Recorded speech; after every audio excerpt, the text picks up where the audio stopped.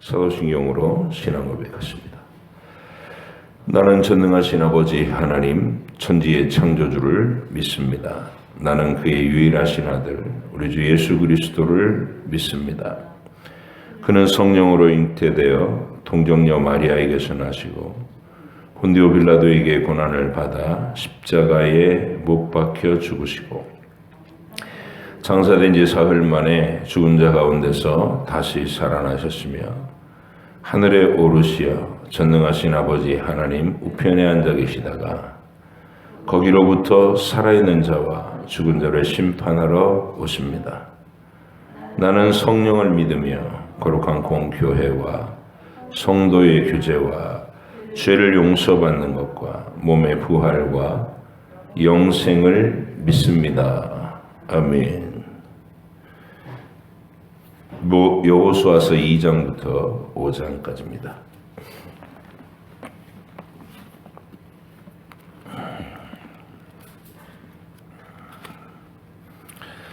여호수아서 2장 5장까지 말씀 함께 해보십니다.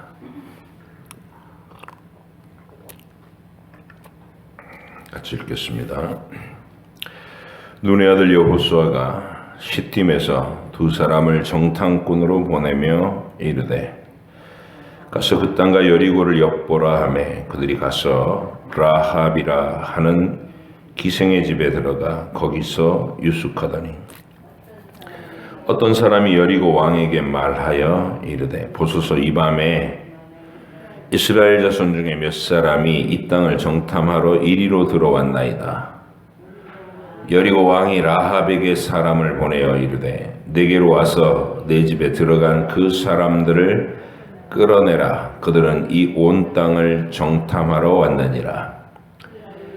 그 여인이 그 두 사람을 이미 숨긴지라. 이르되 과연 그 사람들이 내게 왔었으나 그들이 어디에서 왔는지 나는 알지 못하였고 그 사람들이 어두워 성문을 닫을 때쯤 되어 나갔으니 어디로 갔는지 내가 알지 못하나 급히 따라가라. 그리하면 그들을 따라 잡으리라 하였으나 그가 이미 그들을 이끌고 지붕에 올라가서 그 지붕에 버려놓은 3대에 숨겼더라.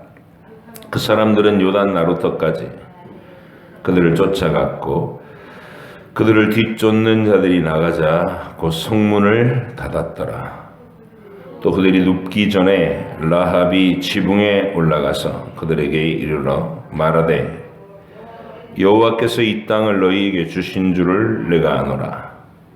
우리가 너희를 심히 두려워하고 이 땅 주민들이 다 너희 앞에서 간담이 녹나니 이는 너희가 애굽에서 나올 때에 여호와께서 너희 앞에서 홍해물을 마르게 하신 일과 너희가 요단 저쪽에 있는 아모리 사람의 두 왕 시혼과 옥에게 행한 일 곧 그들을 전멸시킨 일을 우리가 들었음이니라. 우리가 듣자 곧 마음이 녹았고 너희로 말미암아 사람이 정신을 잃었나니 너희 하나님 여호와는 위로는 하늘에서도 아래로는 땅에서도 하나님이시니라. 그러므로 이제 청하노니 내가 너희를 선대하였은즉 너희도 내 아버지의 집을 선대하도록 여호와로 내게 맹세하고 내게 증표를 내라. 그리고 나의 부모와 나의 남녀 형제와 그들에게 속한 모든 사람을 살려주어 우리 목숨을 죽음에서 건져내라. 그 사람들이 그에게 이르되 네가 우리의 이 일을 누설하지 아니하면 우리의 목숨으로 너희를 대신할 것이요 여호와께서 우리에게 이 땅을 주실 때에는 인자하고 진실하게 너를 대우하리라. 라합이 그들을 창문에서 줄로 달아내리니 그의 집이 성벽 위에 있으므로 그가 성벽 위에 거주하였습니다. 라합이 그들에게 이르되 두렵건대 뒤쫓는 사람들이 너희와 마주칠까 하노니 너희는 산으로 가서 거기서 사흘 동안 숨어 있다가 뒤쫓는 자들이 돌아간 후에 너희 길을 갈지니라. 그 사람들이 그에게 이르되 네가 우리에게 서약하게 한 이 맹세에 대하여 우리가 허물이 없게 하리니 우리가 이 땅에 들어올 때에 우리를 달아내린 창문에 이 붉은 줄을 매고 내 부모와 형제와 내 아버지의 가족을 다 내 집에 모으라. 누구든지 내 집 문을 나가서 거리로 가면 그의 피가 그의 머리로 돌아갈 것이요 우리는 허물이 없으리라. 그러나 누구든지 너와 함께 집에 있는 자에게 손을 대면 그의 피는 우리의 머리로 돌아오려니와 네가 우리의 이 일을 누설하면 네가 우리에게 서약하게 한 맹세에 대하여 우리에게 허물이 없으리라 하니 라합이 이르되 너희의 말대로 할 것이라 하고 그들을 보내어 가게 하고 붉은 줄을 창문에 매니라. 그들이 가서 산에 이르러 뒤쫓는 자들이 돌아가기까지 사흘을 거기 머물매 뒤쫓는 자들이 그들을 길에서 두루 찾다가 찾지 못하니라. 그 두 사람이 돌이켜 산에서 내려와 강을 건너 눈의 아들 여호수아에게 나아가서 그들이 겪은 모든 일을 고하고 또 여호수아에게 이르되 진실로 여호와께서 그 온 땅을 우리 손에 주셨으므로 그 땅의 모든 주민이 우리 앞에서 간담이 녹더이다 하더라. 또 여호수아가 아침에 일찍이 일어나서 그와 모든 이스라엘 자손들과 더불어 시딤에서 떠나 요단에 이르러 건너가기 전에 거기서 유숙하니라. 사흘 후에 관리들이 진중으로 두루다니며 백성에게 명령하여 이르되 너희는 레위 사람 제사장들이 너희 하나님 여호와의 언약궤 매는 것을 보거든 너희가 있는 곳을 떠나 그 뒤를 따르라. 그러나 너희가 그 사이 거리가 2000 규빗쯤 되게 하고 그것에 가까이 하지는 말라. 그리하면 너희가 행할 길을 알리니 너희가 이전에 이 길을 지나보지 못하였음이니라 하니라. 여호수아가 또 백성에게 이르되 너희는 자신을 성결하게 하라. 여호와께서 내일 너희 가운데 기이한 일들을 행하시리라. 여호수아가 또 백성 제사장들에게 말하여 이르되 언약궤를 메고 백성에 앞서 건너라 하매 곧 언약궤를 메고 백성에 앞서 나아가니라. 여호와께서 여호수아에게 이르시되 내가 오늘부터 시작하여 너를 온 이스라엘의 목전에서 크게 하여 내가 모세와 함께 있었던 것 같이 너와 함께 있는 것을 그들이 알게 하리라. 너는 언약궤를 맨 제사장들에게 명령하여 이르기를 너희가 요단 물가에 이르거든 요단에 들어서게 서라 하라. 여호수아가 이스라엘 자손에게 이르되 이리 와서 너희의 하나님 여호와의 말씀을 들으라 하고 또 말하되 살아계신 하나님이 너희 가운데 계시사 가나안 족속과 헷 족속과 휘위 족속과 브리스 족속과 기르가스 족속과 아모리 족속과 여부스 족속을 너희 앞에서 반드시 쫓아내실 줄을 이곳으로서 너희가 알리라. 보라 온 땅에 주의 언약궤가 너희 앞에서 요단을 건너가나니 이제 이스라엘 지파 중에서 각 지파에 한 사람씩 12명을 택하라. 온 땅의 주 여호와의 궤를 맨 제사장들이 발바닥이 요단 물을 밟고 멈추면 요단 물 곧 위에서부터 흘러내리던 물이 끊어지고 한 곳에 쌓여 서리라. 백성이 요단을 건너려고 자기들의 장막을 떠날 때에 제사장들은 언약궤를 메고 백성 앞에서 나아가니라. 요단이 곡식 거두는 시기에는 항상 언덕에 넘치더라. 궤를 맨 자들이 요단에 이르며 궤를 맨 제사장들의 발이 물가에 잠기자 곧 위에서부터 흘러내리던 물이 그쳐서 사르단에 가까운 매우 멀리 있는 아담 성읍 변두리에 일어나 한 곳에 쌓이고 아라바의 바다 염해로 향하여 흘러가는 물은 온전히 끊어지매 백성이 여리고 앞으로 바로 건널세. 여호와의 언약궤를 맨 제사장들은 요단 가운데 마른 땅에 굳게 섰고 그 모든 백성이 요단을 건너기를 마칠 때까지 모든 이스라엘은 그 마른 땅으로 건너갔더라. 그 모든 백성이 요단을 건너가기를 마침에 여호와께서 여호수아에게 말씀하여 이르시되 백성의 각 지파에 한 사람씩 12사람을 택하고 그들에게 명령하여 이르기를 요단 가운데 제사장들의 발이 굳게 선 그곳에서 돌 12를 택하여 그것을 가져다가 오늘 밤 너희가 유숙한 그곳에 두게 하라 하시니라. 여호수아가 이스라엘 자손 중에서 각 지파에 한 사람씩 준비한 그 12사람을 불러 그들에게 이르되 요단 가운데로 들어가 너희 하나님 여호와의 궤 앞으로 가서 이스라엘 자손들의 지파 수대로 각기 돌 한 개씩 가져다가 어깨에 매라. 이것이 너희 중에 표징이 되리라. 후일에 너희의 자손들이 물어 이르되 이 돌들은 무슨 뜻이냐 하거든 그들에게 이르기를 요단물이 여호와의 언약궤 앞에 끊어졌나니 곧 언약궤가 요단을 건널 때에 요단물이 끊어졌으므로 이 돌들이 이스라엘 자손에게 영원히 기념이 되리라 하라 하니라. 이스라엘 자손들이 여호수아가 명령한 대로 행하되 여호와께서 여호수아에게 이르신 대로 이스라엘 자손들의 지파의 수를 따라 요단 가운데서 돌 12를 택하여 자기들이 유숙할 곳으로 가져다가 거기에 두었더라.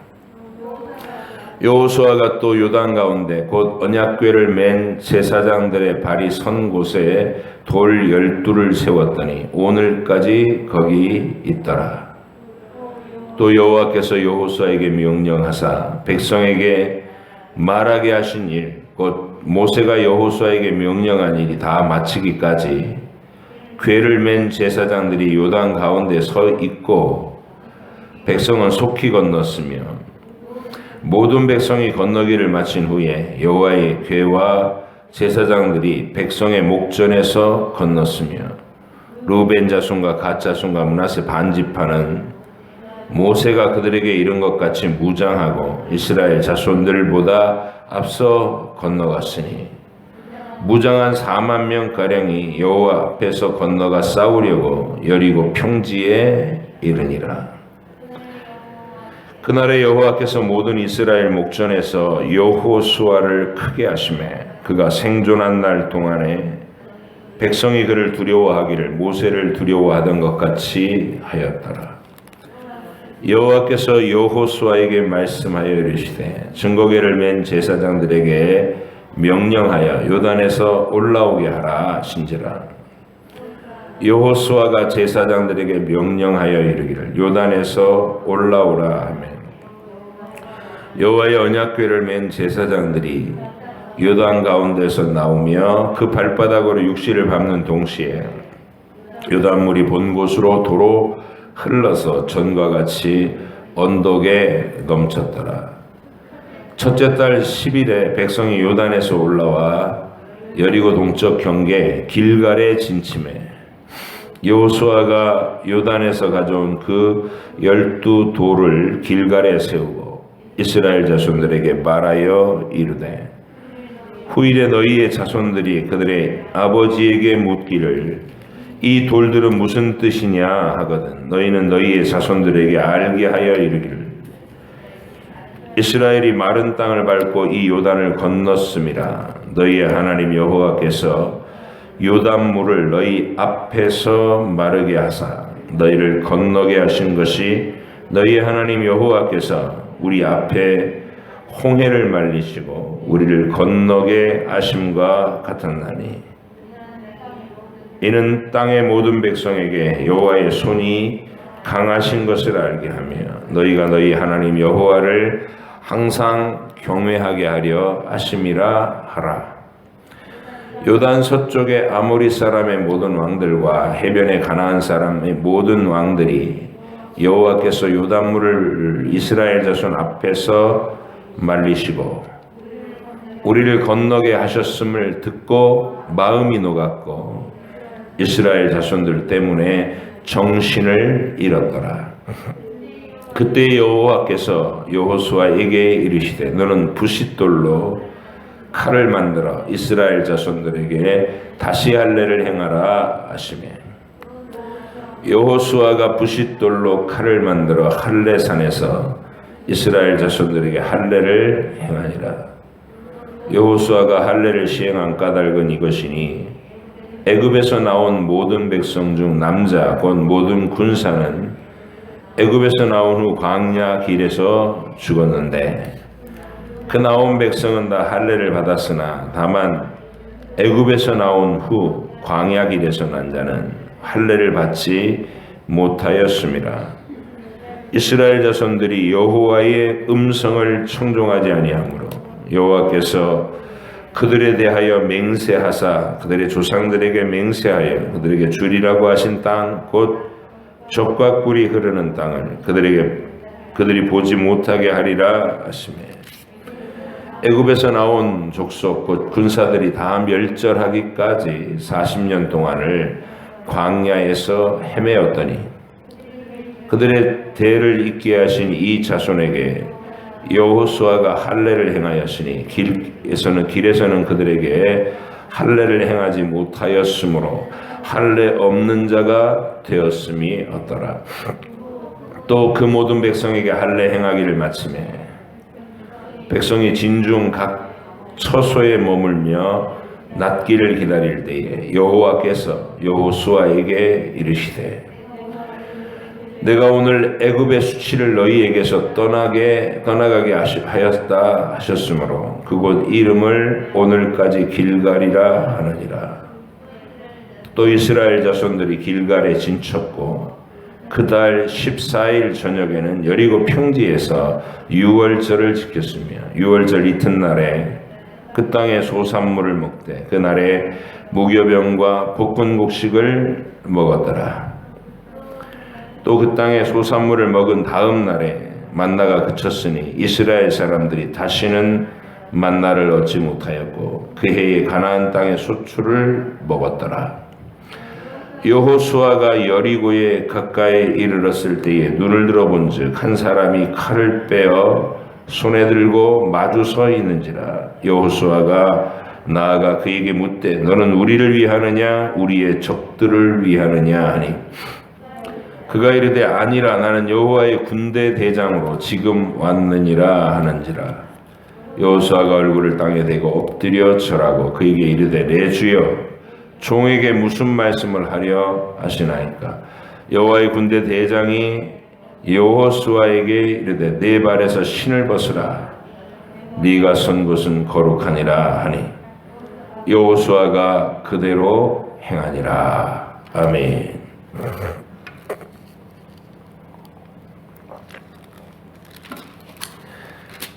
여호수아서는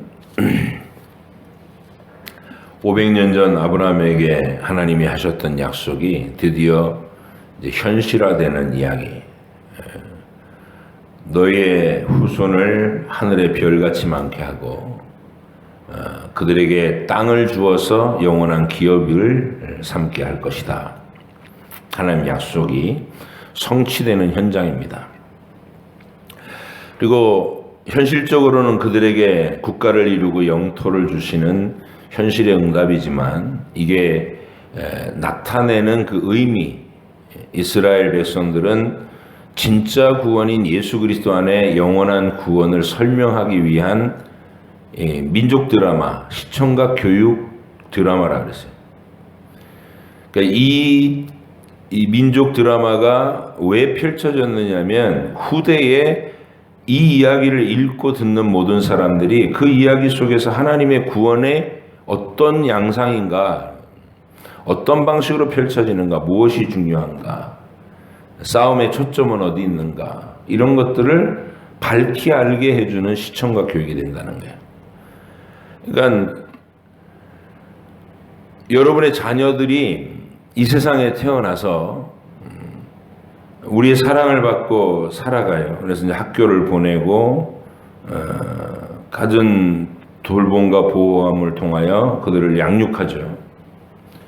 근데 이제 일반 부모들이 세상 사는 지혜를 배우게 하는 게 학교죠. 세상 사는 지혜를 배우게 하는 게.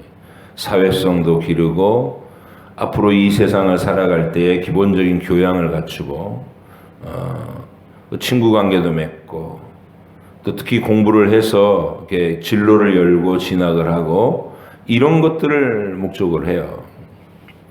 그 안에서 수많은 세상에 살아가는 기술들이 교육이 되는 거예요. 그 안에서 많은 최첨단의 시청각 교육으로 교육받은 교사들이 전문적인 훈련을 받은 교사들이 역사와 모든 걸 쫙 가르치는데 그 속에 있는 그 교육의 철학이 하나님이 없는 거예요. 기본 바탕은 언제나 진화론의 근거를 둔 하나님을 세상에서 이렇게 지워버리려고 하는 그 수많은 가치관과 철학들이 그 아이들에게 계속 교육시킨다는 것이죠. 그래서 이 학교 교육 안에 여러분이 주일학교에다가 아이 한번 주일날 출석시키고 나서 6일 동안 학교에 항상 가 있는 그 아이들을 방치하면 그 아이들이 하나님 가치관을 가지는 게 아니라 세상 가치관에 잠식돼 버리는 거예요. 그래서 우리는 이 성경을 매일 그들에게 하루를 시작하기 전에 이 성경을 읽히고 어려워서 어떻게 읽어요? 읽히면 돼요. 왜냐하면 하나님의 의도가 그거기 때문에 그래요. 하나님의 의도가 히브리어를 가지고 아이들에게 이 어구를 운율을 맞춰놔서 거의 시적인 어떤 운율이 있단 말이에요. 성경 원문 자체가. 그래서 아이들이 뜻을 알거나 모르거나 일단 따라 읽는 거예요. 따라 읽어서 입에 붙여놓고 이 몸의 습관으로 나오도록 붙여놓고 익숙하게 들리고 그래서 하나님 명령이 부지런히 가르치는데 뭐 벽에다도 말씀을 붙여놓고 어디에서나 눈에 띄도록 그렇게 임방에다가 벽에다가 천장에다가 이렇게 붙여놓는 거예요. 아이에게 말씀이 환경이 되도록. 그래서 부모가 성경을 읽는 거 혼자 속으로 이렇게 읽는 게 아니라 큰 소리로 함께 가족예배 둘러앉아서 본문을 함께 큰 소리로 읽고 그걸 해석해주고 이런 거를 매일 해주면 그 아이들이 이 문장이 익숙해지는 거예요. 문장이 익숙해진다는 것은 그 성경 자체에 이 뭐라고 그럴까요? 어떤 비유를 들면 여러분이 이해를 하실까? 옛날에 개역 한글 성경이 개역 개정 성경이 됐잖아요. 저는 처음 예수님을 믿고 성경을 계속 읽은 게 개역 한글이에요. 거기가 번역에 문제가 많았지만 번역이 또 아름답게 잘 된 부분도 많아요. 그래서 그걸로 그렇게 읽은 것이 익숙해지니까 이렇게 토시 몇 개 바꿨는데도 굉장히 싫고 거슬려요. 이 개역 개정으로 처음 바꿀 때에 그런 거예요. 익숙하다는 것은 좋은 거예요. 자기한테 이렇게 어렸을 때 향수가 나고 이 구절을 읽으면 괜히 마음이 그 막 어린 시절에 돌아간 거 그런 느낌을 줄 수 있도록 어려서부터 어른들이 읽는 이 성경 본문을 그대로 읽히는 거예요. 매일 일정 분량을. 그리고 이 읽다 보면은 이제 이 드라마를 보게 돼요. 창세기에서는 족장들의 생애를 보게 되고 출애굽기에서는 하나님의 애굽을 탈출하는 그 숨막히는 이야기들, 흥분되는 이야기들을 읽고 여호수아에서는 가나안을 정복하는 이야기를 읽는 거예요. 그러니까 일종의 드라마를 보게 하는 거예요. 드라마를.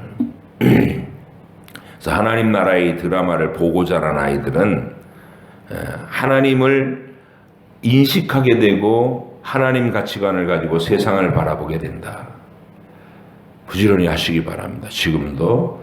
그러니까 이게 아이가 자발적으로 본인의 고백으로 내가 성령을 사랑하게 됐어요 라고 말할 때까지, 그거 나타날 때까지는 그냥 막 몸부림을 치면서 이거 꼭 해야 돼요, 이거 왜 맨날 나만, 내 친구들은 학교 가면 아무도 안 하는데 왜 나만 이렇게 고달프게 맨날 성경 읽으라고 하세요. 별 반항이 다 일어나요. 그래도 꾸준하게 시키시는 거예요. 그래서 오늘 여호수아서에 있는 이 드라마, 이제는 가나안 땅을 정복해 들어가는 이야기, 여기 초점을 맞춰서 이게 무슨 의미냐를 여러분들이 볼 수 있기를 바랍니다. 1장에서는 이제 준비를 시키는 얘기를 하셨고요. 2장에서는 정탐꾼을 보내는 얘기를 하시는데, 이게 이 정탐꾼이 가가지고 하나님이 어떻게 그 땅에 미리 역사하셨나를 보고 오라는 거예요. 가데스 바네아에서 12명 갔던 그 정탐꾼들은 자기들이 그 땅을 어떻게 판단해가지고 어떤 전략을 세워서 어느 길로 가야 유리하게 뭐 이런 거 하러 갔어요. 근데 그런 거 하러 갔더니 가가지고는 전부 그냥 눈으로 본 현실에 위협을 당해가지고, 그 땅은 좋은 땅이지만 군대들이, 강력한 군대들이 있어서 우린 다 죽었다 이러고 포기했던 땅 아니에요. 근데 이번에는 이 정탐꾼들은 어떤 일이냐면, 여리고를 처음 이제 점령하러 들어갈 텐데 하나님께서 그 성에 어떤 일을 펼치셨는지를 미리 보고 와서 이스라엘 백성들을 용기 있게 만들어 주려고 하는 그런 의도가 있는 정탐꾼이다, 그런 거예요. 가서 봤더니 몰래 숨어들어서 기생의 집에 유숙했다. 그 당시 이제 여리고의 기생이라는 게 이렇게 많은 학설이 있어요. 신전 창녀이기도 하고 또 실제로 창녀 역할을 하기도 하고 술집도 경영하고, 그러면서 이게 나그네들이 묵어가는 그 숙소 기능도 하고 숙박업소 기능도 하고 그렇게 있는 업소를 들어간 거죠. 근데 그게 정보가 샜어요. 누군가 들어왔습니다. 정탐하러 들어왔습니다. 라합에 꼭 찍어가지고 네 집에 들어온 사람 끌어내라. 네, 이때 라합이 이 정탐꾼 2명을 지붕에 버려놓은 삼대 위에다가, 삼대 속에다 숨겼다. 이게 얼마나 목숨을 건 위험인가. 이 라합이 이런 목숨을 건 행위를 할 수 있었던 배경을 들어봤더니 이해가 되는 거예요. 당신들이 하나님 여호와께서 애굽을 어떻게 징계하시고 당신들을 애굽으로에서 이끌어내셨는지, 그리고 홍해에서 어떻게 그 바닷길을 열어 당신들을 건너가게 하셨는지, 애굽의 군대를 그 홍해 바다에 수장시키셨는지를 들었다, 소문으로. 그리고 이 요단을 건너오기 직전에 그 길르앗 땅, 헤스본 왕 시혼과 바산 왕 옥이 다스리는 그 나라를 어떻게 당신들이 멸망시켰는지를 들었다. 온 백성이 간담이 녹았다. 그리고 자기 자신은 그 여호와, 이 크고 위대한 일을 행하시는 이 여호와가 하늘과 땅의 유일한 신이라는 것을 내가 깨달았다. 놀라운 고백을 하죠. 그래서 내가 이 하나님께 속하기를 원한다는 표현을 그렇게 해요. 당신들이 이곳에 들어올 때 나를 선대해서, 또 내 가족과 친지를 선대해서 살려달라, 이렇게 신앙 고백을 했습니다. 여기에 또 이 정탐꾼들이 그러냐 그러면서 이 약속을 지키면, 당신들이 이 약속을 지키면 우리가 당신들의 생명을 보존할 것이다. 그리고 창문에다가 붉은 줄을 매달게 해요. 6월절 어린 양의 피를 대문에 발라놨던 것과 유사한 상징이 이 사건 속에 또 표현되는 거예요. 이 신비로운 거죠. 그리고 우리는 그 6월절 어린 양의 피가 심판을 면제했고, 라합의 집 창문에 매달아 놓은 이 붉은 줄이 그 집 사람들을 심판에서 구원한, 멸망에서 구원하는 증거가 됐고, 이런 사인들이 구약시대에 있는 것은 바로 하나님의 아들 예수 그리스도께서 십자가에서 흘리신 보혈이 궁극적으로 우리를 영원한 심판에서 건지신다는 강력한 표다. 이런 걸 배우는 거예요. 그래서 이런 이야기를, 이 드라마를 우리 아이들이 읽으면서 깨달을 쯤에, 주일학교 교육이라는 게 그런 거죠. 깨달을 쯤에 이런 상징들도 설명해 주면서 우리 주님 예수님께 대해서 가슴이 뜨거워지게 만드는,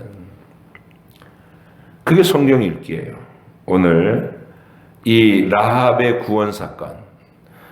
그래서 하나님께서 멸망시킬 여리고성을 정탐꾼들이 들어가서 이 분위기를 파악하니까 전부 하나님이 그동안 행하신 놀라운 이 일들에 대한 소문을 듣고 마음이 녹았다. 전부 공포에 사로잡혀 있다. 40년 전에는 그 가나안 사람들의 군대를 두려워했는데 지금 하나님께서 여호수아 시대에 정탐꾼 보내갖고 보게 했더니 가나안의 군대가 전부 공포에 질려 있다. 지금 너희는 가서 들어가서 그들을 정복하면 된다. 이걸 보여주는 것이죠. 그러면서 정복하는 그 현장에서 하나님의 소문을 듣고 믿음이 준비된 익은 영혼들이 있다는 거예요. 돌아오는 영혼들이. 그들을 건져내면 된다는 거예요. 이게 우리가 행진해가는 길의 모형입니다. 그러니까 여호수아의 그 군대가, 제사장들이 앞장서갖고 행진해가는 그 하늘 군대가 바로 지금 현재로는 교회다, 그 말이죠. 교회다. 교회가 어떤 모습으로 가면 되느냐? 바로 여호수아서에서처럼 행진에 들어가면 된다.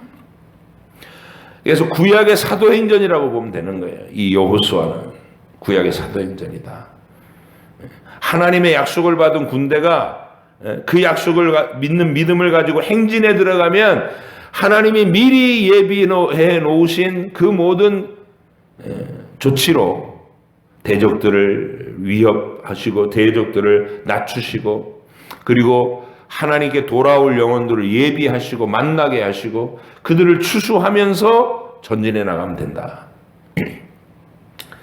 예수님이 오셔서 제일 모범을 보여주신 게 그거죠. 하나님 나라의 약속을 받은 분으로 오셔서 예비된 영혼들을 만나시는 거, 아버지께서 예비하신 영혼들, 그 수많은 병자들과 귀신 들린 사람들과 인생에 있어서, 이 땅의 삶에 있어서 고통스러움을 경험하고 땅에서는 답이 없다는 사실을 발견한 사람들이 예수님 앞에 나오는 거예요. 그리고 치유함을 받고 하늘의 복음을 제시받으면서 예수님의 대열에 합류하고, 사마리아 성 그 여자라면 생각해봐요. 아무도 기대하지 않았던 그 땅에서 여기서 예배하는 게 맞나, 이 유대인들이 말하는 예루살렘에서 예배하는 게 맞나, 그런 어떤 진리에 대한 주제를 마음속에 의문으로 품고 있는 한 영혼, 그를 만나서 주님이 그 목마름에서 건져내시는 장면, 라합을 건져내시던 장면과 똑같은 거예요. 사도행전에도 하나님이 사도 바울을 이방인의 사도로 삼아서 1차, 2차, 3차 전도 여행을 통해 쭉 그 세상을 이렇게 한 바퀴 순회하게 하시면 가는 곳마다 분란이 일어나지만 가는 곳마다 영혼이 구원되고 교회가 세워지고, 이게 구약의 여호수아서는 바로 신약의 사도행전과 같은 것이다. 이렇게 보시면 됩니다. 그래서 이 구원 사건 꼭 기억하시고, 3장의 이스라엘 백성들이 요단강을 건너는 장면이에요. 이 요단강 건너는 장면인데 40년 전 그 홍해를 건넌 사건과 같다고 설명해 주는 거예요. 여호수아가 물을 통과하는 것, 단체로 하나님의 권능으로 도무지 있을 수 없는 그 기적을 통해서 바다를 열고 강을 멈추고 길을 건너는 거죠. 그 모든 것에 제사장들의 법궤가 앞장서고, 우리의 옛 자아는, 사도 바울은 이 홍해 사건, 요단 도하 사건을 우리의 옛 자아가 물을 통과하면서 새 존재로 하나님 앞에서 이게 새롭게 되는 것을 나타내는 상징으로 세례를 받는 것과 일치되는 상징으로 삼았어요. 홍해를 건너고 요단 강물을 건너는 것은 세례를 받은 것과 같다. 내 옛사람은 물에서 죽었고 이제 새로운 사람으로 주님 앞에 서 있다. 이런 고백이 된다는 거예요. 여러분이 중생, 거듭남, 그리고 세례, 오늘날 교회 안에서 고백해야 하는 모든 이 신앙생활의 요소들이 바로 이게 상징과 예식으로 설명되어 있는 것이다. 12돌을 취해가지고 길갈에다가 쌓아놓고 자녀들이 훗날 이게 뭐예요 하고 물으면 이 사건을 설명해줘라. 하나님이 요단물을 멈추고 건너가게 하셨다. 이렇게 하는 거. 자, 그리고 그 요단강물을 하나님이 기적으로 건너게 하신 일이 또 하나의 증거가 돼서 결정타를 먹인다. 가나안 아모리 땅 사람들을 공포에 사로잡히게 하는 5장 첫 절에 보니까 요단 서쪽의 아모리 사람의 모든 왕들과 해변의 가나안 사람의 모든 왕들이 여호와께서 요단물을 이스라엘 자손 앞에 말리시고 우리를 건너게 하셨음을 듣고 마음이 녹았고 이스라엘 자손들 때문에 정신을 잃었다. 이렇게 하나님이 행하시는 거예요.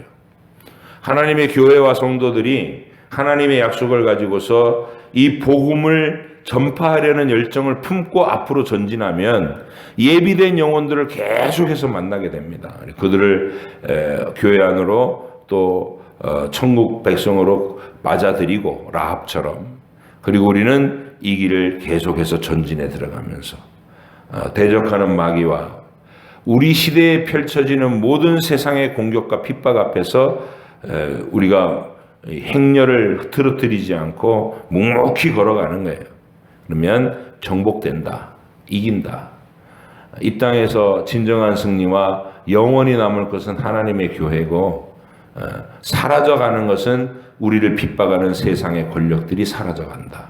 이 사실을 꼭 기억하시고, 오늘도 시대의 이 상황들을 때문에 두려워하거나 우리가 두려워할 게 아니라 세상이 교회의 행진, 성도의 행진을 두려워하는 것이다.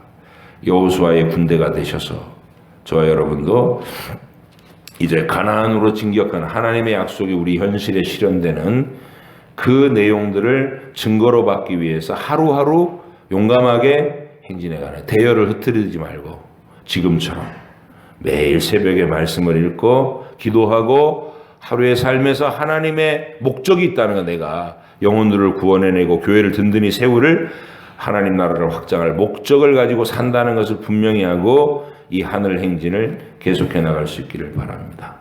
그리고 이제 5장에서는 여리고로 싸우기 전에 무기를 점검하는 게 아니라 할례를 행하여, 이게 놀라운 일이에요.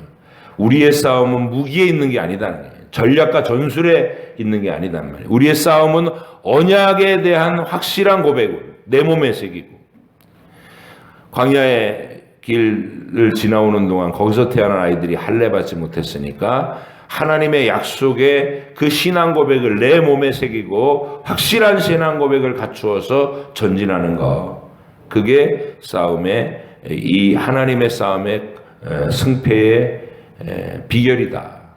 무기를 닦아라, 훈련을 하고 막 이런 거 안 하고 할례를 받았어요. 적의 코앞에서. 이런 상징들을 깊이 묵상하시고 우리가 행해가는 이 행렬이 어떤 의미를 지녔는지를 정확하게 알고, 여러분 교회 중심의, 하나님 중심, 말씀 중심, 교회 중심의 이 대열을 흐트러뜨리지 말고 계속 하늘 행진을 잘 해나가시는 복된 여러분 되시기를 부탁드립니다. 기도하겠습니다. 하나님 아버지 감사합니다. 오늘도 하나님 말씀의 한 장면에 우리가 참여하여 이 새벽에 읽고 뜻을 들었습니다. 묵상하며 기도하며 주님과 대화하고 이 믿음을 가지고 우리도 전진하게 하여 주옵소서. 감사드리며 예수님의 이름으로 기도하옵나이다. 아멘. 하늘에 계신 우리 아버지, 아버지의 이름을 거룩하게 하시며 아버지의 나라가 오게 하시며 아버지의 뜻이 하늘에서와 같이 땅에서도 이루어지게 하소서. 오늘 우리에게 일용할 양식을 주시고 우리가 우리에게 잘못한 사람을 용서하여 준 것 같이 우리 죄를 용서하여 주시고 우리를 시험에 빠지지 않게 하시고 악에서 구하소서. 나라와 권능과 영광이 영원히 아버지의 것입니다. 아멘.